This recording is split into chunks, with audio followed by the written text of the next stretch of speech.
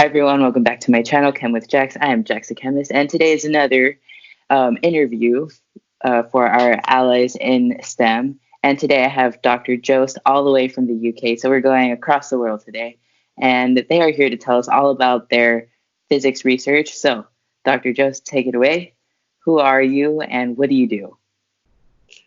Hi Jackson, nice to meet you, finally. So my name is Jost. My pronouns are they, them, and I'm an astrophysicist. Just finished my PhD this winter, and now I work at King's College London as a postdoc. Oh, that is amazing. Or what was your favorite topic to learn about in astrophysics? It's probably the one I'm researching right now, which is how giant stars that are like 10 times the size of our sun, how they explode at the end of their lives. And yeah, those are absolutely amazing giant explosions, some of the brightest events in the whole universe. But they also produce things like the chemical elements you need for life, like the oxygen you breathe, the calcium in your bones, the silicon in the computer chips we're using to talk right now. So really, life as we know it could not exist without these explosions, without these supernovae. And I'm trying to figure out how they actually explode. Oh my God, that sounds amazing. I love explosions, and it sounds like you have the best job in the entire world. So, like, do you get to like see these explosions, or like, how do you measure this? I'm just really curious. No, so I don't actually see them, or at least not as part of my research, because while astronomers take a lot of beautiful pictures and study these explosions with telescopes, you can't really learn about the explosion mechanism with telescopes, because you only see kind of the outer surface. Oh, okay. Right? So it's like, oh, it exploded. Mm-hmm. You didn't see what was going on inside while it exploded. You only see the result. Yeah. So I'm using tiny elementary particles, neutrinos, which, unlike light, can actually escape straight from the center of the star, fly out and transport information about what's going on inside there. So we can measure them and learn about what's going on. Oh, wow. That is so cool. So I did see this video and I loved it. So you're actually trying to be able to detect these neutrinos, correct? Yes. And like, can you go into a little bit like how you're doing that? Sure. I think it's like super awesome. It is pretty amazing, yeah. So the problem with neutrinos is they're really hard to detect. Like they're, basically like ghosts. They can just go straight through walls or through any sort of normal matter, basically without leaving a trace. So that makes it really hard to actually detect them. And in fact, right now, we've got the sun shining somewhere outside the window. And that's actually producing a lot of neutrinos in addition to all the light and the heat. And these neutrinos are flying to Earth, flying in through your window right now, and then through your whole body. And right now, as we're talking, every second, you've got about 400 billion neutrinos flying through every square inch of your body. Wow, 400 billion. Yes, every second. That's crazy.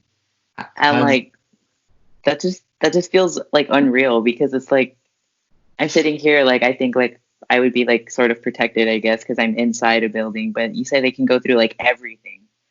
Yeah. Like they're just like passing through everything right now. Yeah, like even at night, they're just going straight through the whole Earth and then through your body. Breaking away a little bit from the science, what is like your favorite thing to do when you're taking a break from science? I love doing outreach.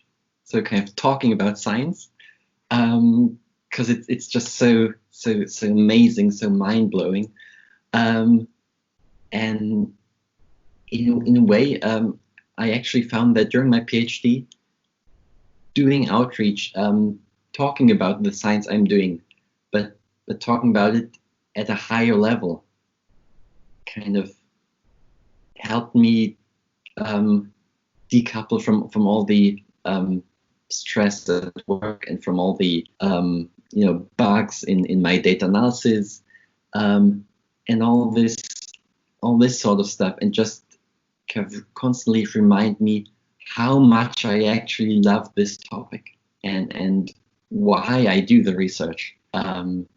So yeah, in that sense, doing outreach is really important to me. I actually do outreach also, and then just seeing like other people get excited about something that you're passionate about just like makes everything like worth it. Even like sometimes when you feel like giving up on like your research project that's like going a little south for the week, or just I don't know, just it just really makes everything better. Yeah, you get to have these giant explosions on stage. Oh yeah, that's my favorite part. Giant explosions is like my nickname. Yeah, see, that's what I really can't do, because I just can't just take a star with me and make it explode right there in the lecture hall. It doesn't work. I mean, that would be pretty cool, but yeah, but there's health and safety regulations against that. I'm pretty sure. So going back a little bit to not really like science, but like your experience in STEM. So like, how was it like throughout your undergrad? Like maybe as a queer person, like was it difficult navigating the world of STEM? During my undergrad, that wasn't really an issue for me. Yeah. Like I was out as bi. I do have a boyfriend. I actually met my boyfriend because we were studying in the same year. Oh, that's awesome. Is he also a physicist? Yes. That's awesome. and that was actually a bit hard when I went to do my PhD abroad, so in the UK. While my boyfriend was staying in Germany for his PhD, so we were about 1,000 kilometers, 1,500 kilometers apart. So switching from basically seeing each other every day at uni to a long distance relationship, that was bit difficult, yeah. Oh, I can imagine. So I do have another question. In your journey in STEM, was there ever a time that maybe you needed an ally, or maybe you were an ally to somebody who really needed some help? We always need more allies, don't we? In a way, I'm lucky. I've always had allies, both my friends, but also my PhD supervisor actually was he's a really an amazing physicist, but at the same time this absolutely amazing human being, and yeah, that's been a lot of help throughout my PhD. Even if I don't think we ever actually talked in depth about my gender, for example. So I'm non-binary, and I actually kind of came out as non-binary, started figuring out what that actually means in practice during my PhD, so about 2-3 years ago, and I don't think I've ever talked about it in depth with my supervisor, but I probably dropped a few hints here or there.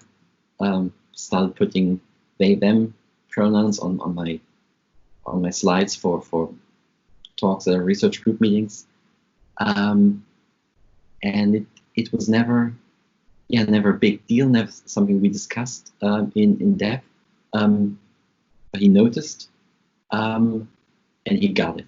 What I found really special. So after I did my PhD viva, and my examiners told me, well, congratulations, Dr. Migenda, and then it's kind of tradition for the supervisor to send out an email to the group and actually to the whole experiment, to say, well, Dr. Migenda has passed their viva, and they finished their PhD. So he sent out that email, and without me having to ask, he just used they them pronouns for me. And yeah, just I think he just must have noticed I put them on the slides, and just acted on that and support me in that, and that was really special. It sounds like that was probably like the best feeling in the entire world. You look so happy, like that. That just like actually that just like makes me really happy. I think I just have like one last question before we go. Is there anything you would like to see changed in the world of STEM, and like how do you think we should approach that change? What I would like to see changed is for more people, more scientists, to remember that science is actually done by humans, and that scientists are human. So to give an example of what I mean by that, there's this day called the International Day for LGBT people in STEM, which was started a couple of years ago, and that's always really wonderful to see on social media, to see people come out in support of LGBT plus people. But there's always a bunch of people complaining that, keep your politics out of science, that sort of thing, or things like, who cares about your sexuality? And saying this doesn't matter, science is, objective and doesn't care about your sexuality or your gender or skin color or whatever else. And these people are simply wrong. I mean, at a glance, okay, the stars I'm studying explode in the same way, no matter what sexuality I have, what my gender, what my skin color is. But in a much deeper way, what they're missing is that it's actually humans studying these things, and that all the biases we have in society, all the racism, all the sexism, all the homophobia still affects us as scientists, and affects how we can do our research. For example, it affects to what countries I can go and attend conferences there. And there are some countries where I just wouldn't feel comfortable. And that's obviously even a bigger problem for people who actually have to do field work in some of these countries. But even now with the coronavirus forcing us all into lockdown, into quarantine, that also has a disproportionate impact. And there's been actually several editors of scientific journals who recently noticed that they're seeing an increase in paper submissions, because presumably a lot of scientists are staying at home and have more time to work on actually writing their papers. But all of those papers are from men. And female scientists are actually submitting much fewer papers right now. And that probably reflects, for example, schools closing, so women being take much more of the work of caring for kids, right now. So they actually have less time to do science.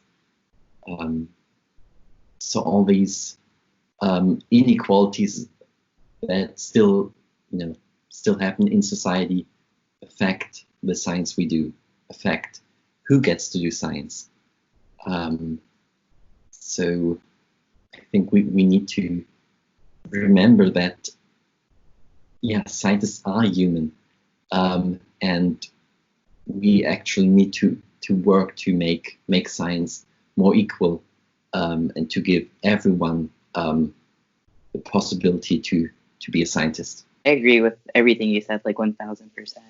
And it like really frustrates me when people are like, oh, like your gender or sexuality or whatever, it doesn't matter in science, but it really does, because it can actually affect like how you're treated in a lab. And like the number one thing, like working in labs or in anything you do in science, is like trust. You got to be able to trust the people that you're working with. You got to be able to trust that they're not going to falsify data. You got to be able to trust that they're not going to kill you when you're running a chemical reaction. But if they have some type of like prejudice, then that's really going to affect like your safety and like your trust and like working with other scientists. And then, like you said, it makes everything more difficult, like travel. I think I can go on and on about this topic. It's just really frustrating when people say that it doesn't matter. When people say it doesn't matter, but it really does, because it really does affect how we end up navigating the world. And even these kinds of water cooler conversations you have in the office, like, oh, what did you do last weekend? Oh, I went to the theater with, my wife or my boyfriend. And for straight people, no one will look at them weird when they mention their partner, their wife or their husband. But if I talk about my boyfriend, I might get weird looks. So I'm starting to think inside my head, okay, do I mention my boyfriend at all? Or do I start to avoid these conversations? Which of course then leads to me being more isolated, feeling less comfortable, and not doing the work I could do. Before we end, do you have any questions for me that you're curious about? Are you excited for your PhD? Yeah, I'm super excited. I'm more scared of like starting classes because I don't know what to expect than starting research. Because research, like you're going to be in a lab, you're going to do science, and it's going to work, and sometimes it's going to fail, and then you just gotta like readapt, reevaluate. And like I'm really excited to be able to actually like call a project my own. You'll do it because you're smart and you're enthusiastic, which is really the most important thing. Being smart is helpful, but being able to keep yourself motivated even after it doesn't work for the third or fourth or fifth time, just sticking with it and keeping on doing the work is so important. I just remembered, I have one last question. Is there one piece of advice that you would offer to a queer person who's entering STEM? I've got two pieces of advice, I think. First of all, there are a lot of us here. Read social media, or go to your local group like OSTEM, Out in STEM, has chapters at a bunch of major universities. So reach out. And number two is, once you start doing research, doing a PhD, pick a good supervisor. I think that's the most important thing. To have a supervisor who's not just a good scientist, but who's also a great human being, and who you get along with. I think that's the most important thing for me. Those are awesome pieces of advice. Like, I like 100% agree, because like this advisor is you can be someone you're going to work for, and reaching out to like local LGBT groups or OSTEM also. Really makes everything feel a little less lonely. Yeah. All right, Jost. Well, thank you so much for joining me today. As always, everyone, if you like this video, comment, like, subscribe, and we will be back soon. Thank you for having me, and bye.